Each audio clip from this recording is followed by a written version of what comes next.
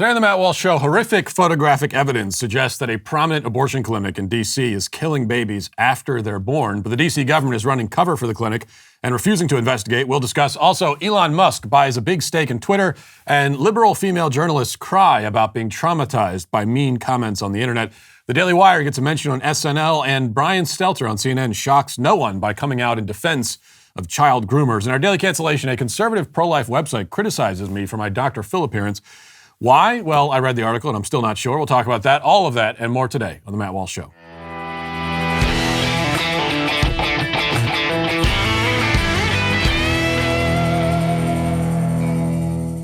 You might already be investing in cryptocurrency, but did you know that you can trade Bitcoin, Ethereum, and over 80 other cryptocurrencies in a tax-advantaged IRA? With an Alto crypto IRA, you can trade crypto like Bitcoin and avoid or defer the taxes. Get into investing in crypto and do it in a tax-advantaged retirement account. Alto's crypto IRA is the easy way to get crypto into an IRA.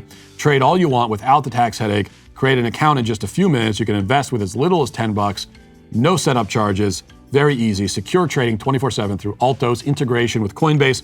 80 plus coins available, including Bitcoin, Ethereum, and Cardano. Multiple ways to fund your account. You can make a cash contribution, transfer cash from an existing IRA, or you could roll over an old 401k. Open an Alto crypto IRA account with just as little as $10. Just go to altoira.com/Matt. That's ALTOIRA.com/Matt. Go to altoira.com/Matt.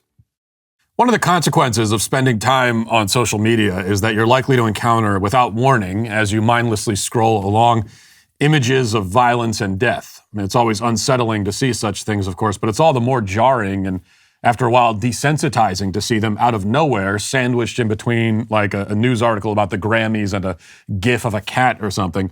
Death becomes just another bit of content in this context, floating by on the endless river of content. Early last week, we saw a prime example of this kind of thing when footage of a 14-year-old boy falling to his death from an Orlando theme park ride started making the rounds. Terrible tragedy. I happened across the video without knowing what it was or why it was posted, and like millions of other people, I watched the boy fall, heard his body hit the ground, something that none of us needed to see or should have seen, but we saw it. On Friday, many of us were again confronted with images that we did not bargain for, even amid all the brutality and despair casually posted to social media platforms every day. These stood out. They are, in fact, the worst things I think I've ever seen. Wish I hadn't seen them. Yet in this case, they are images that we actually should see, as much as we might be haunted and sickened by them. Lila Rose, president of the pro-life organization Live Action, posted photos of 5 unborn children who had been aborted in D.C., in an abortion clinic operated by Dr., quote unquote, Cesar Santangelo. The bodies of the victims were obtained by a group called Progressive Anti-Abortion Uprising, which is a pro-life activist group, who report that they obtained them from a whistleblower inside the clinic. And they then contacted the DC Homicide Unit about the bodies. Now, according to this group and sources who spoke to Live Action, at least some of these children may have been aborted after they were born, infanticide, or may have been subjected to an illegal partial birth abortion. Here's more from Live Action. It says, physician experts have told Live Action News that 5 aborted children in a D.C. apartment appeared to have been viable human beings, raising questions about potential legal and serious ethical violations by the abortion clinic. Dr. Robin Perucci, a neonatal specialist, told Live Action News, I can say with confidence that these babies died at an age when they were viable, premature people. In her Friday morning comments, she noted that she was going to work in a NICU where she would, quote, care for little ones this size and age. Now, all you have to do is look at the images, which I'm not going to show you here, but you can easily find them. And you could see that these were fully formed infant children. The very advanced stage of development, as well as the injuries you can visibly see on their bodies, along with the report from the clinic whistleblower, all lend credence to the claim that a federal crime was committed. This looks like Gosnell all over again, Gosnell 2.0. And as with Gosnell, who was able to operate his house of horrors in Philadelphia for decades without consequence, I mean, in his case, literally blood smeared on the walls, dead bodies in refrigerators and that sort of thing. Just an absolute horror show. And it was like that for decades in the middle of a major American city. City officials had little interest in getting involved. And the same thing is happening here. The Washington Post reports this morning, the city medical examiner does not plan at this time to perform autopsies on the 5, quote-unquote, fetuses police removed from a Capitol Hill row house earlier this week, according to 2 D.C. officials with knowledge of the case, even though the group involved in their discovery claims that the fetuses were all late-term abortions performed illegally. Not going to perform an autopsy? Now, put aside for a moment the nature of the injuries, the report from the whistleblower, the stage of fetal development, all of that aside. Wouldn't the simple fact that you were given 5 dead bodies, 5 dead and mutilated bodies, wouldn't that be enough reason to warrant an autopsy? I mean, somebody calls you up and gives you a tip and says, we've got 5 dead bodies here, and you come and claim them. Aren't you wondering how they died? How would you not perform an autopsy? Wouldn't that be the first thing you do? Shouldn't law enforcement officials be curious about how these children died? Do taxpayers in D.C. not pay the salary of the city medical examiner precisely for cases like this, cases where people are dead and it's not clear how they died? The police announced mere moments after discovering the bodies. They held a press conference and they said there's no reason to think that an illegal abortion occurred. But how could they possibly know that just by looking? What's going on here? Well, what's going on is that the wagons are circling. The abortion industry is funded and protected by the government to such an extent that the abortion industry is basically its own quasi-governmental agency at this point. When the Center for Medical Progress conducted an undercover investigation of Planned Parenthood a few years ago and exposed on video, unequivocally, that the organization is harvesting organs and selling body parts, and this was proven, you have Planned Parenthood officials on video admitting it. What happened then? The cops raided the journalists who revealed these crimes. They're the ones who were threatened with prison time. The organization who committed the crimes suffered no consequences at all. Didn't even get their funding cut off.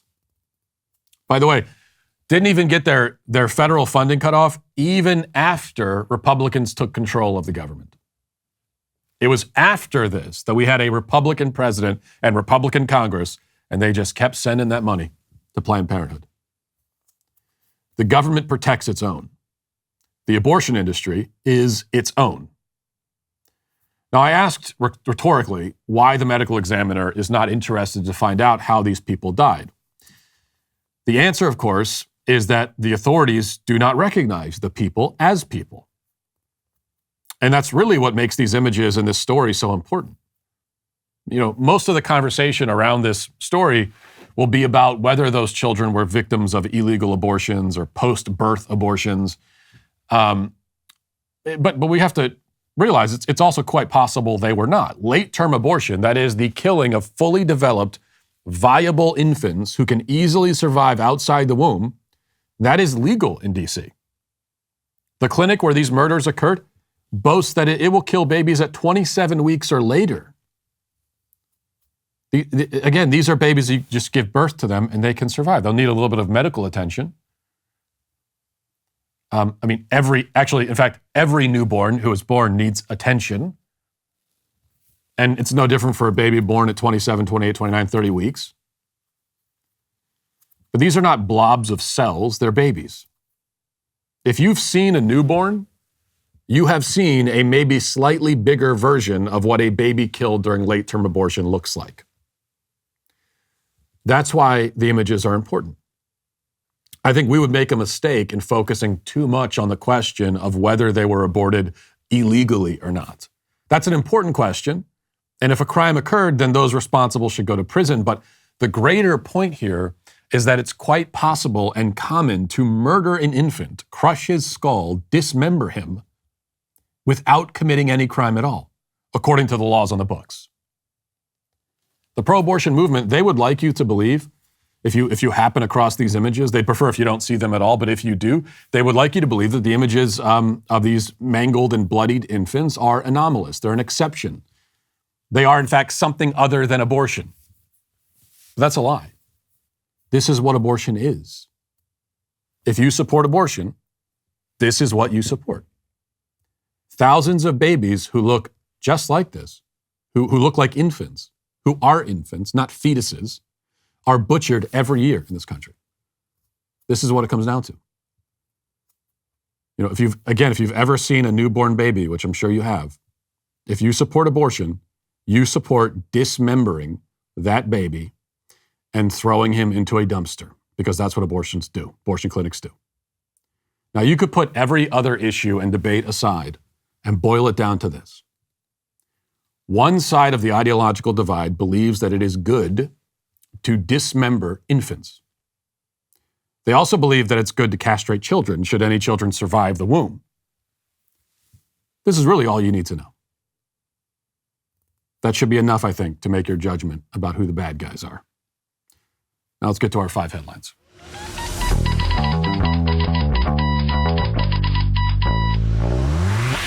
You know, of course, there are many, many leftists out there just begging to be canceled, and I always enjoy canceling them, but I'm going to give them a little break just for right now because I have a way bigger cancellation to make, and that is store-bought meat. Yes, you heard me. It's not a person.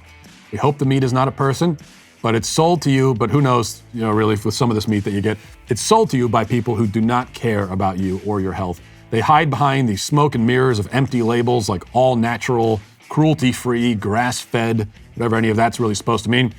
That's why I'm giving all of you, my sweet, sweet babies, a chance to prove your loyalty. Follow me on this righteous crusade to cancel store-bought meat. Stop buying it. Instead, do yourself, your family, and the world a favor and start purchasing your meat from Good Ranchers. Why? Well, not only is Good Ranchers the exclusive meat company of the Daily Wire, it's actually 100% born, raised, and harvested in the USA.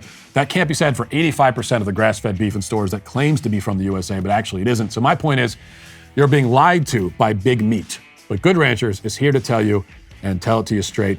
Their meat is steakhouse quality, locally sourced in America, affordable, it's shipped straight to your door, and it's absolutely delicious. I can tell you from experience. It's time to cancel store-bought meat, and I'm ordering you to join me in doing so. So head to goodranchers.com/Walsh or use code Walsh at checkout to get $30 off the most convenient and delicious purchase you've ever made. Go to goodranchers.com/Walsh today so that we can all say goodbye to store-bought meat once and for all.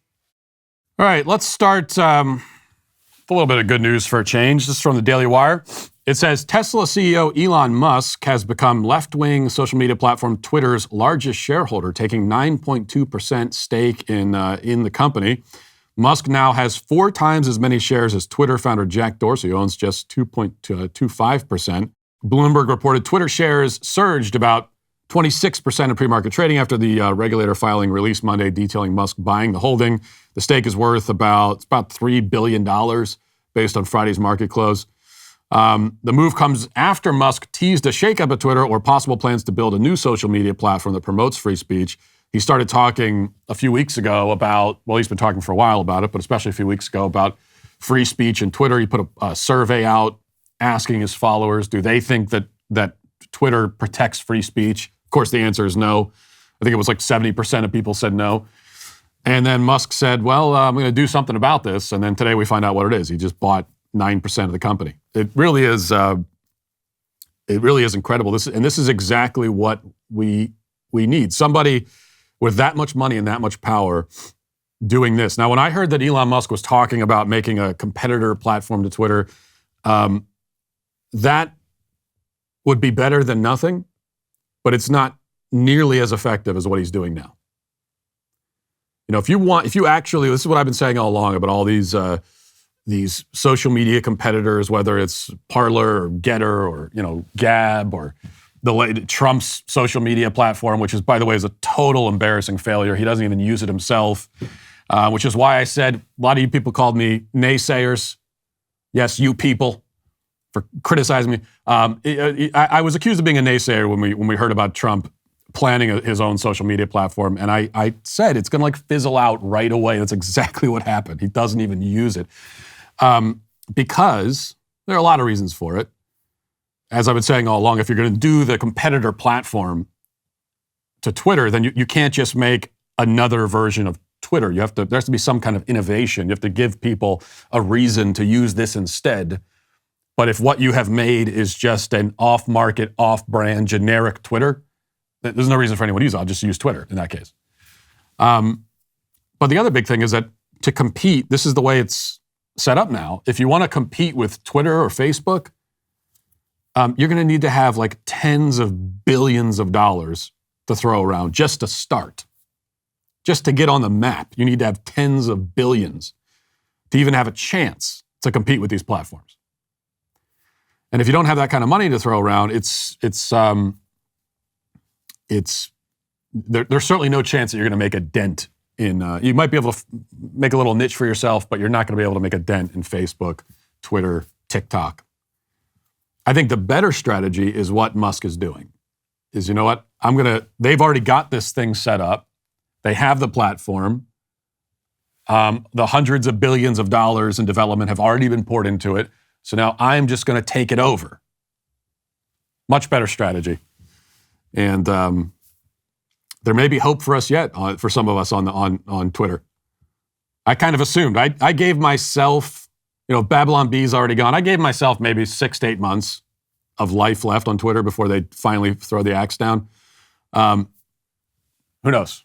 We may live longer than that now with Elon Musk taking over. All right, this is from the Post-Millennial. It says, accused cry bully Taylor Lorenz said she has suffered severe PTSD from being a journalist and broke down in an MSNBC interview on Friday. On Friday's Meet the Press Daily show on MSNBC, host Chuck Todd briefly discussed government statistics about online harassment and women before turning it over to correspondent Morgan Radford, who did an interview with Washington Post columnist Lorenz, who covers technology and online culture. So let's begin first with the setup from Chuck Todd talking about this problem of online harassment. And he says that it's a problem that especially impacts women and especially female journalists. They're the victims of this. Let's listen to that.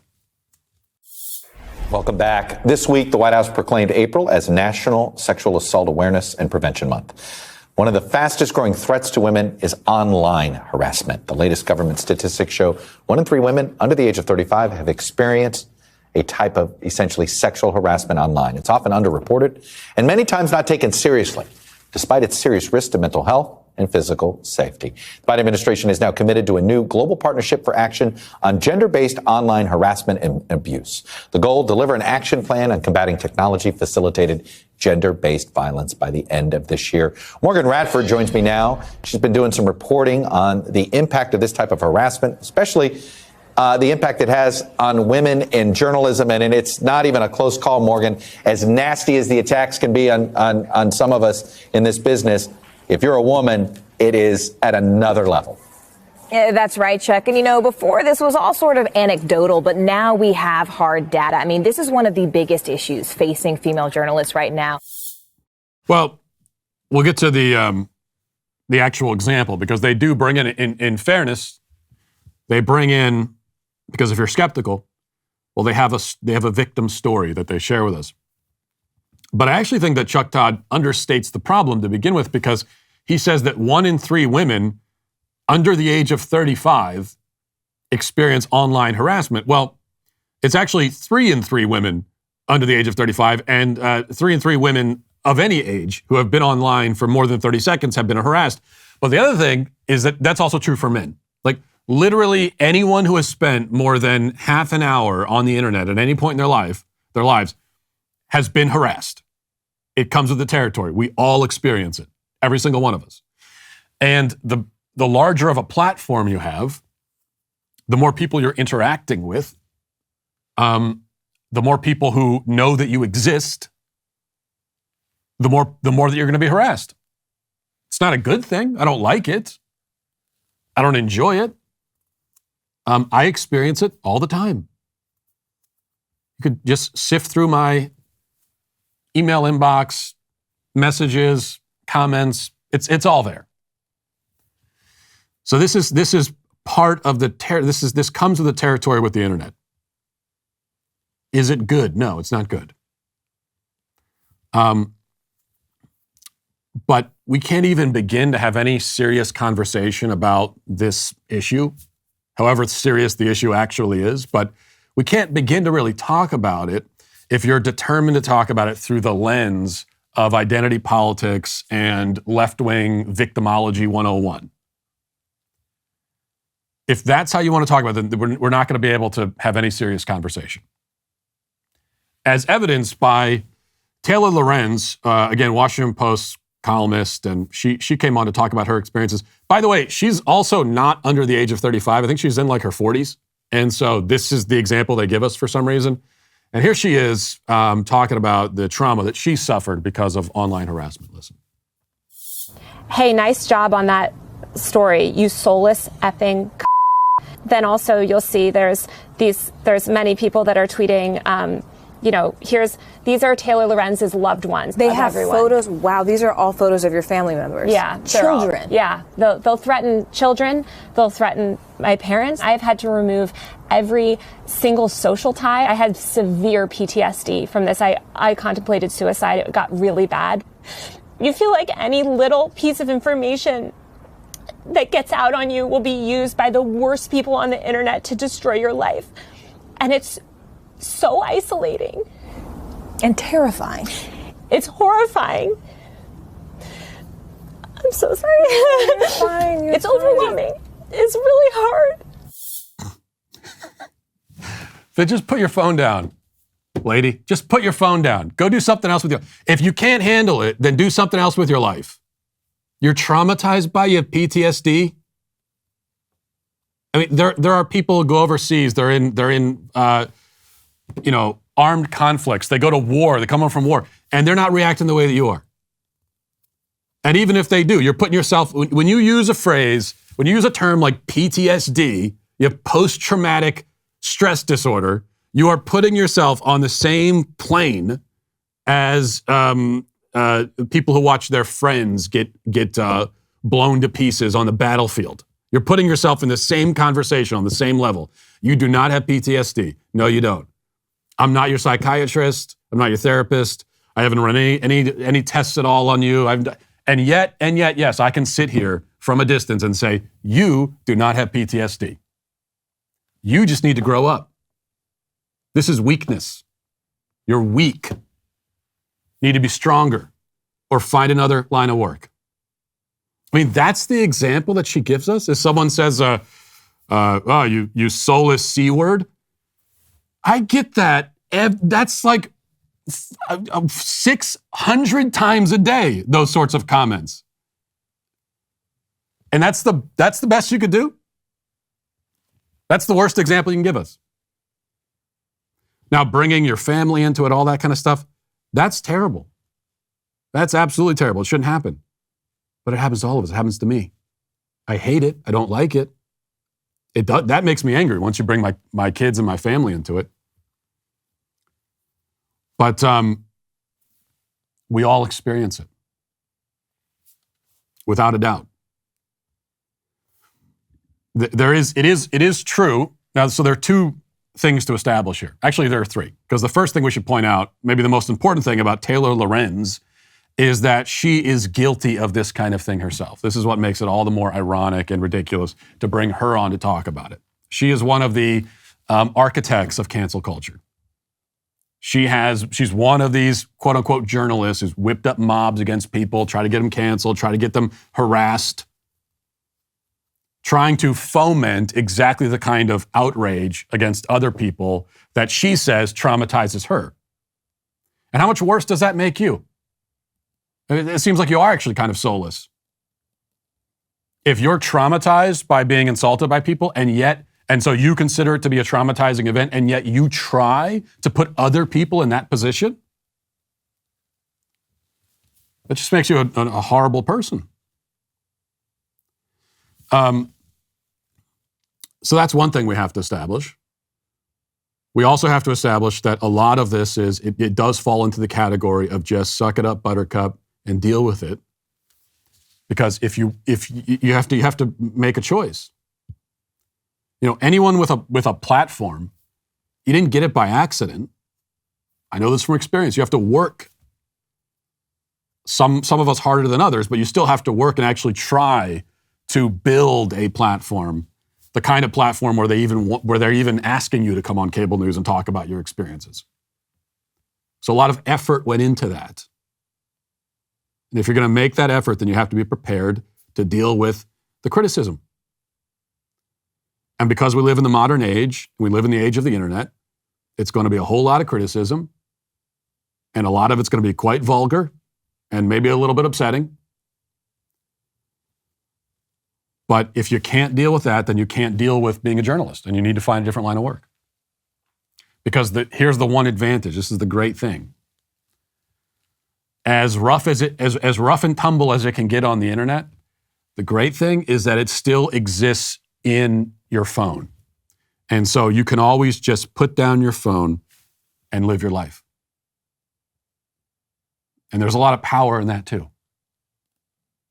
You know, I've noticed that. I feel that sometimes when the mob's coming after me and everybody's really upset about something that I said, and you know, I'm getting thousands of people coming after me. It actually is quite satisfying that I can just put my phone down and go fishing or something. And there's all these people out there on the internet who are so mad, and it's like, I don't even know it. I'm not even reading it. So you have that ability. And then the third point is that it is also true that the internet, the anonymity that comes with the internet, it gives people, they feel license to say the kinds of things that they would never say to you in person. I mean, I could say that again. This is something, again, I could say from experience, that I talk about all these things people say to me. I've never encountered it in public. Like every day I could go online, check my inbox, whatever, look at the comments, and there's all these people say, you're a piece of crap, you're this and that. Nobody has ever come up to me in public and said that to my face. Ever. Not once. So these are all a bunch of cowards for the most part. They hide behind the anonymity and everything. And the internet enables people to do that.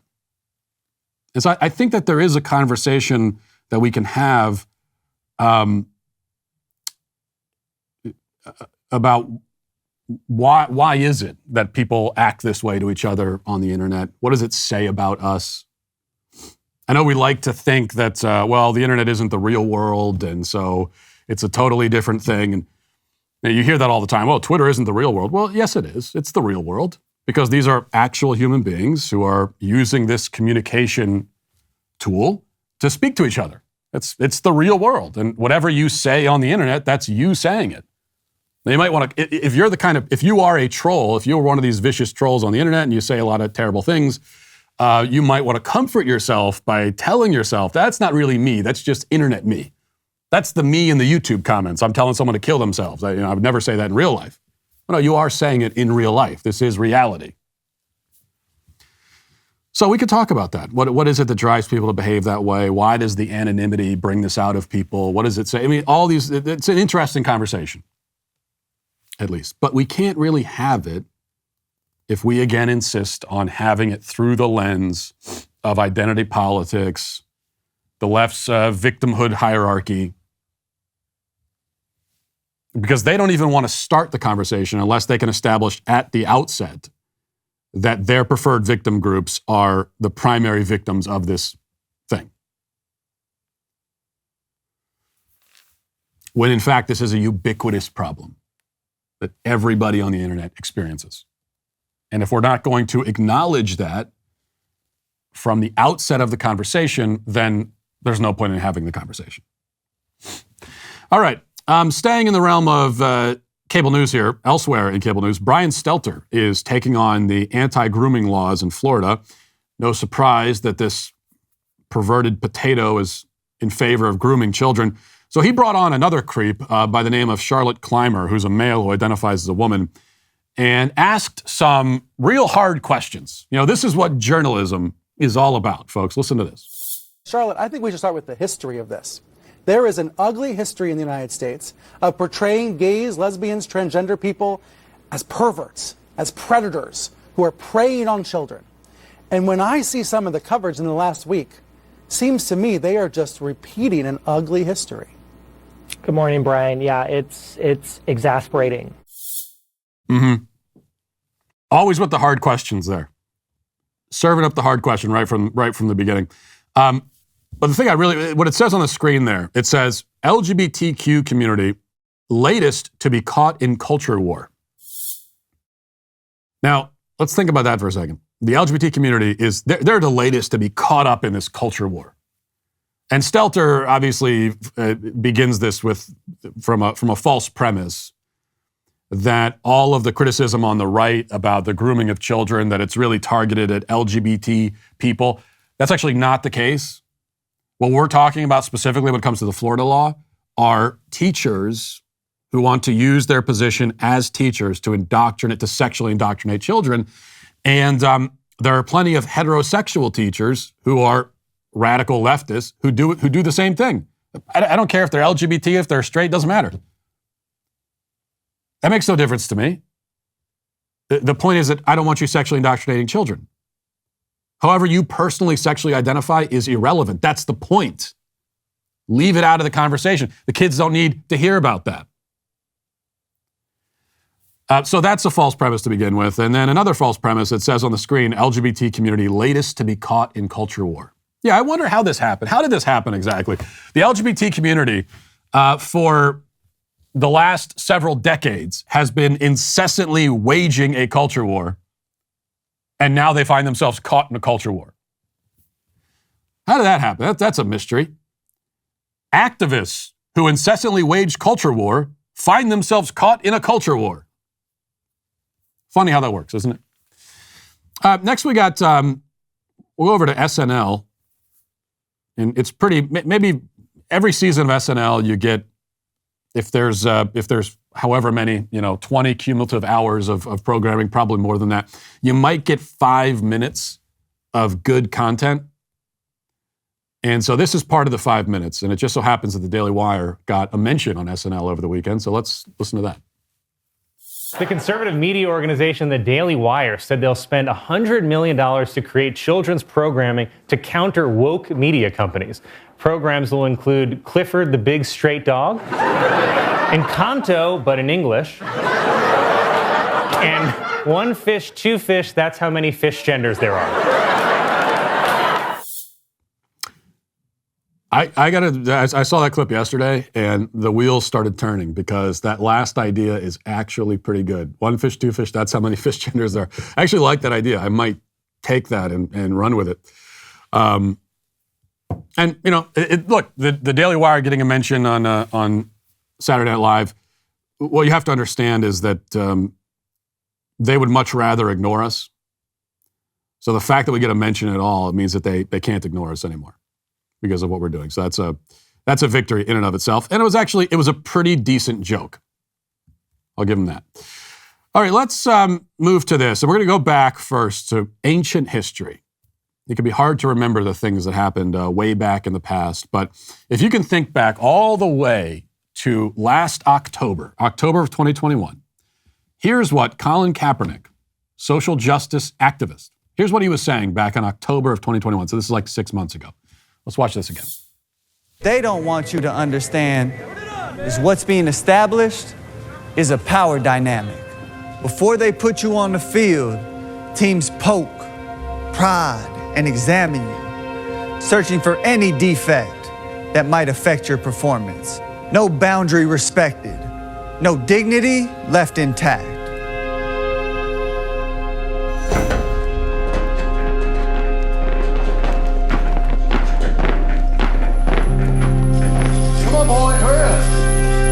Shape there. Look at this. Mr. Farber, I got your bid. 30, James, 30 to you. 100. So, next one coming up, best one we got. 500. 600. Look at this here. Come on, who wants this? 700. There we go now. 1,000. 1,000.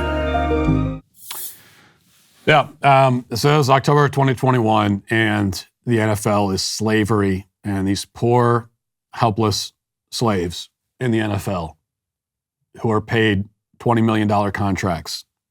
But that doesn't matter. You know, the fact that they're being paid for their work to begin with, you would think already disqualifies them from the status of slave. If you are first of all, even if you're not getting paid, if you're volunteering to do any kind of job at all, then and you have your wits about you and you can consent to it, then it's not slavery. And then if you're getting paid, it's especially not slavery. And if you're getting paid $20 million a year, you would think it's as far from slavery as you can actually get. It's actually the diametric opposite of slavery. If you've never heard of slavery and somebody wanted to explain it to you, they could say, look at an NFL player. It's the opposite of that is what slavery is. But that's how Colin Kaepernick saw it anyway, as of 6 months ago. Now let's fast forward to this weekend, and here's what Colin Kaepernick is saying now. We want to make sure that we come out, we show everyone I can still play, still throw it, and really just looking for an opportunity for a door to open, to have that be a pathway to be able to get back in there, get a starting job, and lead a team to a championship. And that's your message right there. But if there's an NFL scout, any member of an NFL organization watching you today, what is your message directly to them after the years that you have been off the field? What is your message to NFL teams? That I can help make you a better team. I can help you win games. This guy. Yeah, my message to the NFL is, look, I'm a good player. I want to play for you, and I just want a chance to be a slave on your plantation where my dignity will be destroyed. I'm a great candidate for this. You could destroy my dignity anytime. I think I'd make a great slave.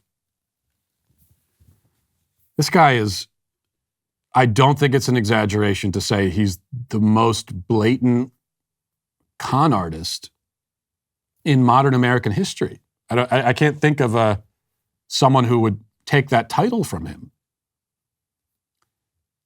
And yet he's been incredibly successful. So he's at least that. He's the most blatant and most successful con artist in modern American, maybe in the history of the world. I don't know.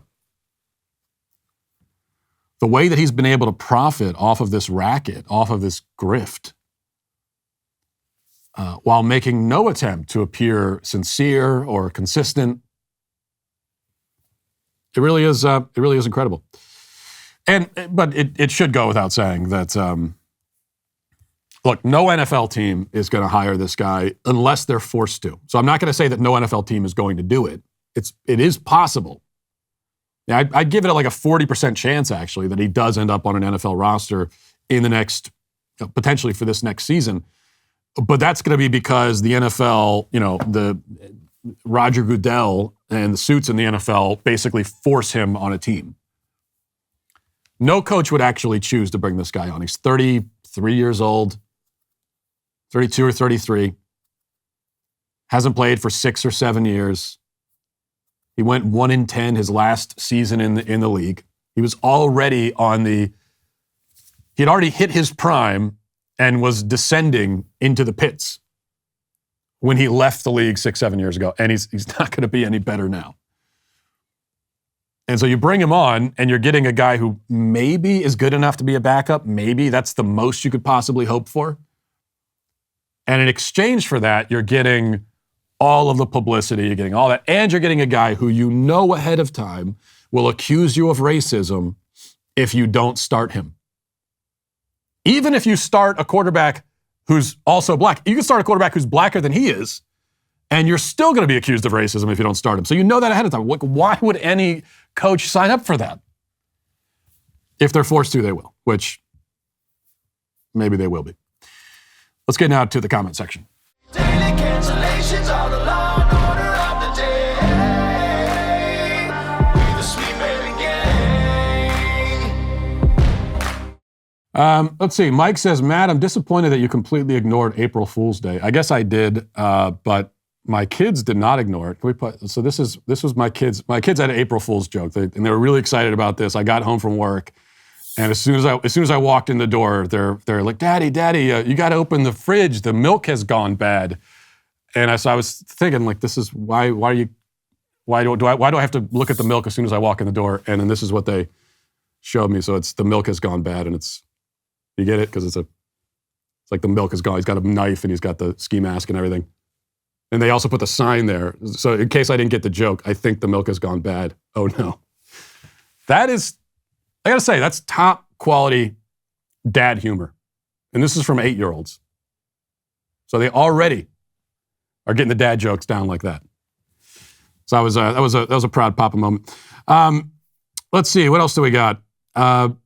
We also have this, by the way. I got to give a shout out to Crane & Company. They're the new sports show that we just started a few weeks ago. Great show, by the way. You got to go check them out. You can download the podcast on Apple Podcasts.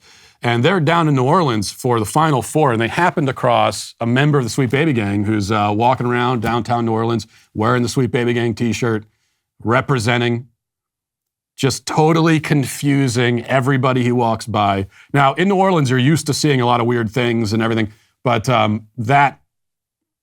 a bearded man in a diaper is probably not something that you see every day. So shout out to the Sweet Baby Gang there. All right, let's see. Henry says, Jada is a classic narcissist. They like to rub situations like sleeping with others in the faces of their spouses. They have no remorse about doing it. Everything a narcissist does is right in their mind, even though it's bad to normal people. Yeah, they think they're right, yes. But to be more specific, I think that as a narcissist, they believe that they are more complex, more interesting, more sort of nuanced spirits than everybody else. And so they think that, even if they do something that's technically wrong, they're just sort of so far above the rest of us that they have reasons that we can't understand. And I think that's kind of what you get with Jada Smith. Amanda says, my 3-year-old announced this morning that she's a kitty cat. Obviously, she knows who she is better than we do. We're trying to figure out if we need to call the vet first or just go forward with getting her a litter box and food bowl. You're joking, but this is actually happening in schools. This is really 100% happening, that there are maybe not 3-year-olds, but older than that, kids in 3rd and 4th grade who identify as animals, and their teachers are supposed to treat them as animals and respect that self-identification. That is a real thing. That is a relatively frequent occurrence in schools these days. Yet another milestone on the slippery slope that we were told would never happen. We were told for years it's completely absurd. It's offensive to even suggest that if we respect people's quote-unquote gender identity, eventually we're going to have to respect their species identity. Up until, yesterday, we were told that, no, that's transphobic. Come on, that's paranoid. That's insane. That's a fallacy to argue that way. Well, it's actually happening. Lenny says, my problem with this show is that Matt spends hour upon hour complaining about all the problems in society, but never offers a solution. What's the point of talking about this if you aren't going to try to solve it? Well, first of all, that isn't true. I do talk about solutions. I actually try to go out and implement my solutions too, so I don't just talk about them. But putting that aside, I actually believe that this obsession, and I hear this a lot from people about, why aren't you talking about the solutions? This obsession with solutions is sort of a cop-out, this solution-oriented thing. Like, there's no point talking about or thinking about anything if it can't easily be fixed or solved. That's what you're saying. And so what you're really saying is that there's no value in simply understanding. And I disagree. I think that even if there's something going on, if there's a problem in society and we can't immediately solve it, and if I notice a problem, but I don't have your 5-point plan, do this, and we'll solve it, does that mean we should just ignore it? We shouldn't talk about it? No, there's a lot of value in understanding in general, value in understanding, also value in understanding the world you're living in. You should want to understand things. I think this is one of the reasons why we're so death phobic in our culture. Of course, everyone's afraid of death to a certain extent, but we're afraid of thinking about or talking about death. And then COVID-19 comes along and people lose their minds and collapse into this state of paranoia because they've never even thought about the fact that they're mortal beings. And I think this kind of ties into it. It's like, well, why think about our mortality? Why think about death? Because we can't solve it. We're all going to die. You can't do anything about it. You can delay it for a while, but not even that long. But you're still going to be mortal. You can't solve death. Yet another one of the uncomfortable aspects of life that I don't have I don't even have a 20-point plan to solve death. And yet I still think we should confront it and talk about it. So That's the case for many things in our culture. And finally, Matthew Jordan says, Matt, the answer we all need is which fast food place has the best French fries? Arby's has the best French fries, hands down, no question about it. The worst are McDonald's, and McDonald's French fries have actually gotten worse over time. I think, kids these days don't realize 20 years ago the McDonald's fry was sufficient, at least. It was adequate. And now they're like soggy and cold. They don't even put salt on them anymore. They're undercooked. It's disgusting. So they're the worst. Most overrated are Chick-fil-A. Not bad, but not worth all the hype. Well, I know you all heard, because you heard about it on this show and many other shows as well, the leaked Disney LGBT agenda last week. Well, the Daily Wire decided to respond. Daily Wire had a town hall meeting where co-CEO God King Jeremy Boring announced our $100 million investment into DW Kids. We're getting involved in kids entertainment because I can tell you, parents like myself are tired of the fact that you basically cannot trust any kid show anymore. And every day it's another one bites the dust, another one that you thought was just innocent family fun, and you turn it on and you see a drag queen or something like that. That's why we're getting involved. We've hired the VeggieTales writers to help create our first 2 children's shows. That's first one is Chilla Time, about a family of homeschooled chinchillas, and Doodles with Noodles, that centers on a man and his puppet giving drawing lessons. Over the next 3 years, we've committed to investing $100 million into children's entertainment content, because in order to change the culture, you have to make the culture, and Daily Wire is making the culture. But the thing is, we need your help to do it. So head to dailywire.com/subscribe and use code BUILDTHEFUTURE for 45% off your membership right now. Now let's get to our daily cancellation. So I'm going to respond to something that perhaps on its own is not worth a response, but it represents a larger trend, and it's that larger trend that concerns me. So one thing I've noticed over the past several years, but especially the past several months, is that there's a certain segment of the right that somehow can't handle winning. Or maybe they don't want to win, or perhaps they're envious that they're not the ones personally achieving these victories. Like they don't want to win if they won't get special credit for it.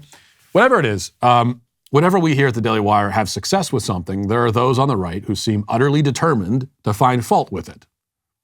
Often these are critics who never do anything of note themselves, never land any significant blows in the culture war, never move the needle at all, never put anything on the line. Instead, they relegate themselves to the sidelines while pointing out every perceived flaw in those who are actually down in the arena fighting the battles. As Teddy Roosevelt observed in his Man in the Arena speech, there are many who confine themselves to criticism of the way others do what they themselves dare not even attempt. Now, today I want to focus on just one example of this kind of thing. A conservative, ostensibly on my side, who seems absolutely desperate to criticize what most on our side would consider to be a big win. So the website LifeSite News, which is a pro-life news organization that I have vocally supported and amplified many times over the years, I appreciate their journalism.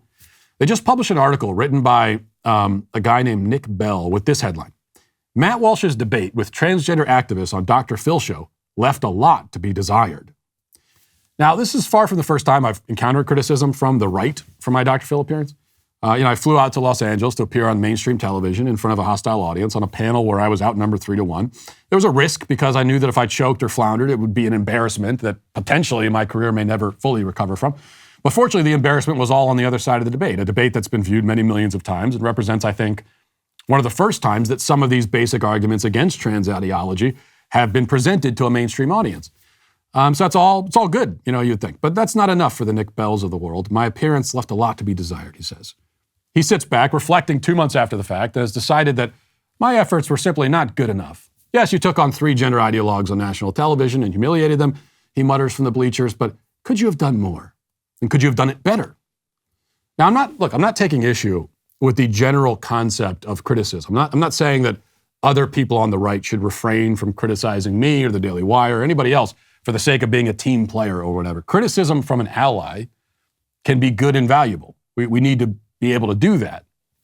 But when that criticism is petty and irrelevant and weird and desperate, as it so often is, you begin to suspect that there's some other motivation lying under the surface. And I do have that suspicion about this article, as the author Bell seems to spend most of the essay grasping around in the dark for something to criticize. He begins with this odd paragraph. He says, quote, "The 2 non-binary guests seem to be likable enough. One is a woman who believes she's a man and has long hair and a beard. The other is a man who has successfully blended the characteristics of both genders to create an appealing hybrid. They come across as well-meaning people who have suffered due to people misunderstanding their struggles. In that context, simply using their preferred pronoun seems a small ask. Now, for the record, not to split beard hairs here, but the one with the beard is a man, the other's a woman. I wouldn't call either hybrid appealing, personally, and I definitely don't think my opponents on stage were well-meaning or kind or likable or anything like that. And it is indeed a big ask that I should deny reality for their sake.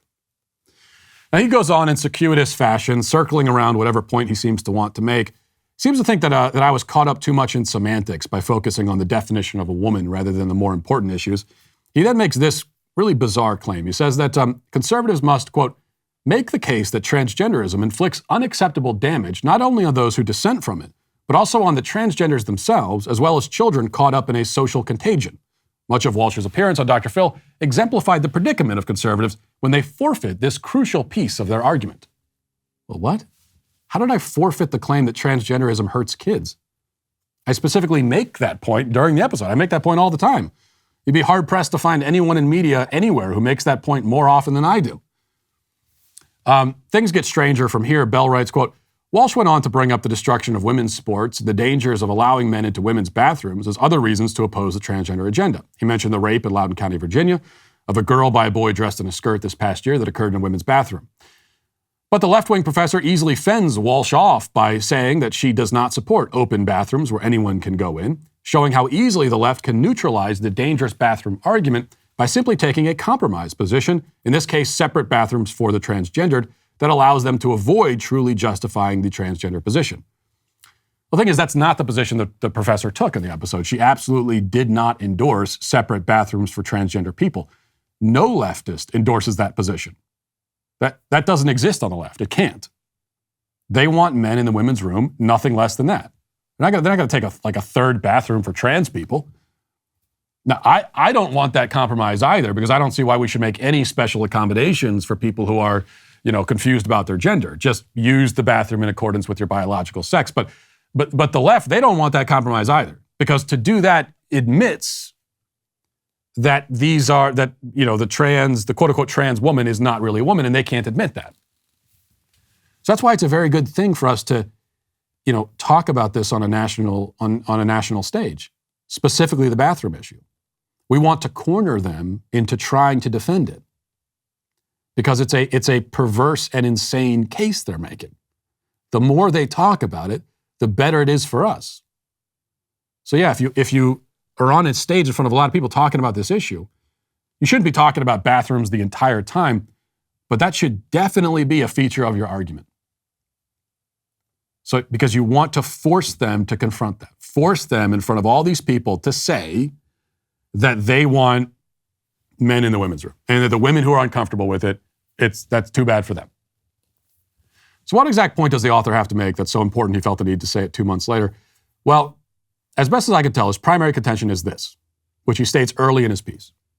Isn't it a bit hair-splitting to insist on perfect logical rigor if the alternative would lead to transgender people feeling dramatically less mental anguish?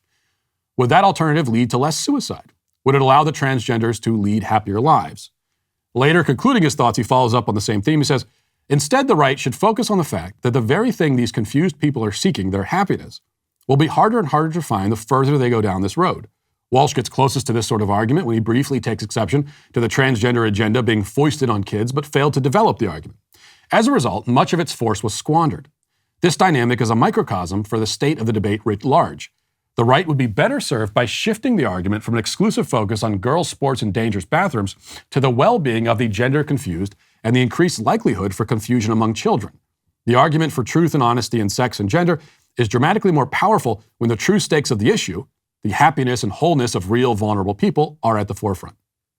Now, you wonder if Bell actually watched the Dr. Phil appearance, or if maybe he spent the last 2 months trying to find a reason to disprove of the performance and couldn't find one, but he owed the editors an article, so he decided to pull this one out of his drafts and submit it anyway. Whatever twisted path led to this thing being published, the fact is that I do not focus the debate exclusively on sports and bathrooms. I just don't do that, so what's the real problem here? A lot left to be desired? What's left to be desired exactly? He devoted 2,000 words to the subject, and I still have no idea. And he's also wrong. This is the most important thing. Lots of other conservatives are wrong about this also. So it's an important point. The primary focus of our argument against gender ideology should not be the well-being or happiness of the gender confused. It also shouldn't be protecting children. That shouldn't be the primary focus. That's not our first point.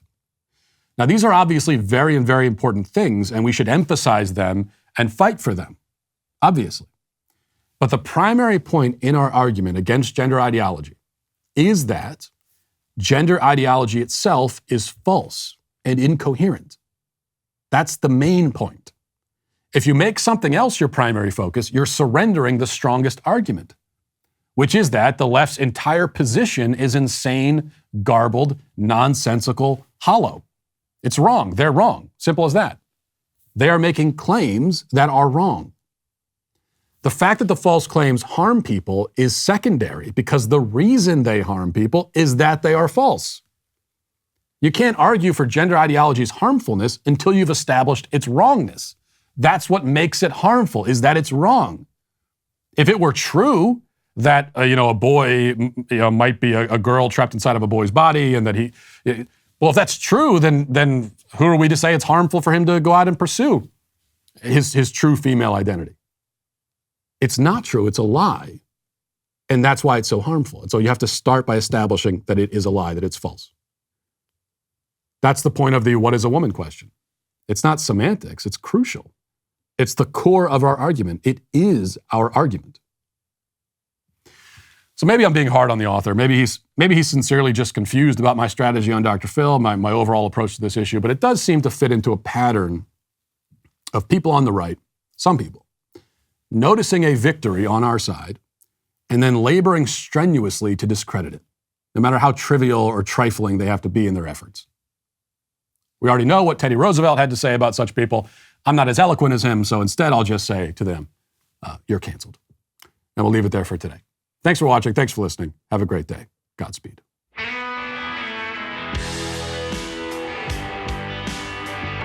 The Matt Walsh Show is produced by Sean Hampton, executive producer Jeremy Boring. Our supervising producer is Mathis Glover, production manager Pavel Vodowski. Our associate producer is McKenna Waters. The show is edited by Robbie Dantzler. Our audio is mixed by Mike Coromina, and hair and makeup is done by Cherokee Hart. The Matt Walsh Show is a Daily Wire production, copyright Daily Wire 2022. Today on The Ben Shapiro Show, Putin's troops in Russia allegedly massacre hundreds and leave them in mass graves. Plus, the left desperately tries to pretend the right is the aggressor in our culture wars. Yeah, that's not true. That's today on The Ben Shapiro Show. Give it a listen.